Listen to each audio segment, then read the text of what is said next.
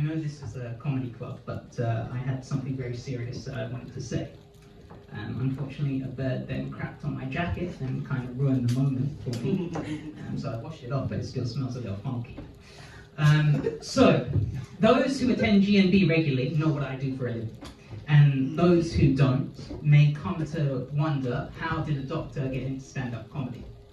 And there's a number of possible reasons for that. Could it be that the state of public healthcare is so dire, so abysmal, so repugnant, that I'd rather be anywhere but there?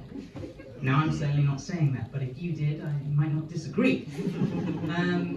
Maybe I just don't like sick people. Yeah, after all, that sounds controversial, but they're sick, sometimes they make me sick, they're not nice to look at. I mean, come on, right? Like, if someone is throwing up or having explosive diarrhea, I mean, no one's gonna blame you for averting your eyes. Yeah? I'll tell you what, being a doctor is a very strange job, because in no other profession can you ask a complete stranger to strip within minutes of meeting them, unless of course you work in a brothel or a strip club.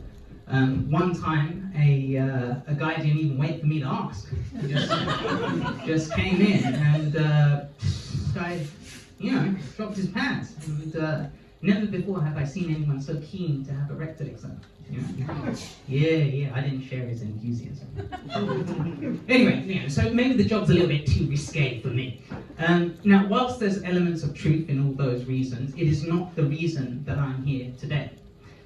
You see, I'm about to share with you something so shocking, so absurd, it will shake you to its very core. Ladies and gentlemen, the reason I'm here today is because on February 1st, 2021, in the midst of a global pandemic, on the same day as a military coup d'etat in the Republic of Burma, my mum did something far worse. See, that is the day that I found out she put an ad about me in a paper to try and marry me off, without my knowledge, without my wishes, and let's be clear, legally, without my consent. Now, it's possible that this could have been some freak messed up accident. Possible, but not probable. Okay? And I'm here to prove to you beyond a reasonable doubt that she did what she did knowingly, gleefully, with malice and contempt in her heart. And not only is she guilty of reckless parenting, but also conspiracy to ruin a life, and attempted premeditated homicide. Okay? Now, ladies and gentlemen, this case is more than just about arranged marriage and courtship, as some would lead you to believe. This is about freedom and liberty and control, okay? And namely, the inability of parents, particularly of the Southeast Asian persuasion, to let go of that control. And I'll tell you something, if Mr. Chow's Chinese takeaway has taught me anything in life, is that there are some things that we just can't control, okay? And so, let's get into it, okay? She put an ad about me in the paper like I'm some sort of used car. Right? Auto trade stuff, facts, like boot sale, freaking facts, okay? But I didn't know, okay? I didn't get a whiff, not a scent, not an aroma of impending doom. Her own flesh and blood, the entity that, projected out of her womb, she did not tell me, okay? She didn't even ask me what type of girls I like. Had she done so, I would have told her, I don't like girls you find from back to that, okay? At least not for marital purposes.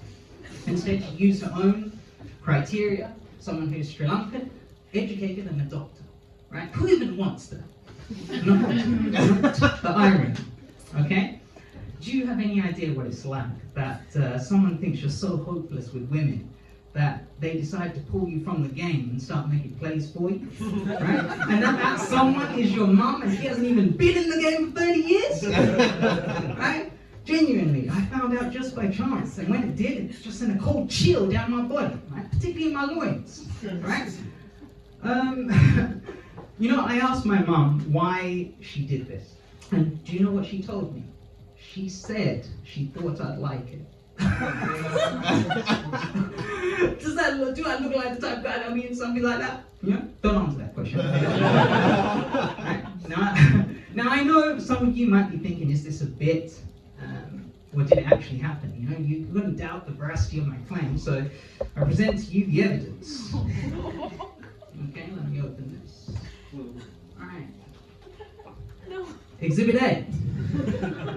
The pen my mom used to draft said ad before transcribing it to email. Okay, she's old-fashioned like that. And if you look closely, you can see the specks of dried blood because she used the same pen to plunge into my back. Exhibit B. I have here the redacted emails between my mother, my aunt and uncle, who are co-conspirators in this case, and the Foreign Ads and Digital Marketing Department of the Associated Newspaper of Ceylon Limited. Now, you read that, do you? No. So I don't know if it's mainstream or what his readership numbers are like, but frankly that's irrelevant to this case. Okay? Well, let's read an excerpt. Okay, so it says, "Dear sir, thanks for the payment confirmation, marriage proposal for bridegroom. 30-year-old handsome son, 5'8", stable doctor looking for a pretty, loving wife who is content to wear an apron and bear child." Took the words right out of my mouth. I mean, come on, right? What is this? Steve? Firstly, I'm 5'7". Okay? I'm a stable doctor. I mean, why do you think I'm here, man? Are you serious? All these bratty, snot-nosed kids that come in and I have to see. I say, but they green infectious snot. God damn it. Anyway, Exhibit C. I have here a sworn, written witness statement from my aunt confirming her involvement in this case. And it reads, "Dear Keith," that's me, "I'm sorry she made me do it. I thought you knew. Signed, Auntie X." So, I didn't, did I? Right? So, I gotta be honest, this was a heinous act. This was a violation of my human rights, Article 3 and Article 12 of the European Convention, right? Yeah, that's right. And thus, for the crimes of reckless parenting, conspiracy to ruin a life, we might as well add reckless endangerment of a minor because some of those women were too young. Okay? I sought punitive damages and changes to the will. And that, ladies and gentlemen, is why I'm here.